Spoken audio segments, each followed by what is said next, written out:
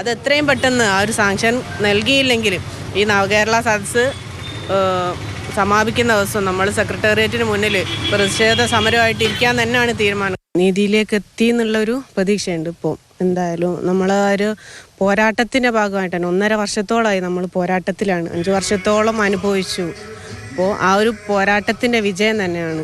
Kozhikode medical കോളേജിൽ ഹർഷിനിയുടെ 3ാം പ്രസവ ശസ്ത്രക്രിയ നടത്തിയ ഡോക്ടർമാരായ CK Rameshan, M Shahana, നഴ്സുമാരായ M Rahana, KG Manju എന്നിവരെ പ്രോസിക്യൂട്ട് ചെയ്യാനാണ് സർക്കാർ അനുമതി നൽകിയത്. ഇവരെ പ്രതി ചേർത്ത് പോലീസ് നേരത്തെ കുന്നമംഗലം കോടതിയിൽ റിപ്പോർട്ട് നൽകിയിരുന്നു. 4 പേരെയും അറസ്റ്റ് ചെയ്ത് ജാമ്യത്തിലും വിട്ടു. പ്രോസിക്യൂട്ട് ചെയ്യാൻ അനുമതി തേടി ആഴ്ചകൾക്ക് ശേഷമാണ് സർക്കാർ തീരുമാനം.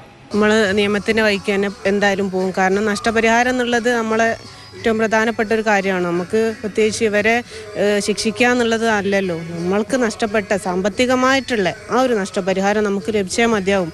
ക്രിസ്മസ് അവധിക്ക് ശേഷം കോടതിയിൽ കുറ്റപത്രം നൽകാനാണ് പോലീസ് തീരുമാനം. ചികിത്സാ പിഴവ് കേസുകളിൽ അപൂർവമായാണ് ആരോഗ്യ പ്രവർത്തകർ കുറ്റവിചാരണ ചെയ്യപ്പെടുന്നത്. ഹർഷനിയുടെ വയറ്റിൽ കുടുങ്ങിയ കത്രിക 5 വർഷത്തിന് ശേഷമാണ് നീക്കം ചെയ്തിരുന്നത്. മാതൃഭൂമി ന്യൂസ്, കോഴിക്കോട്.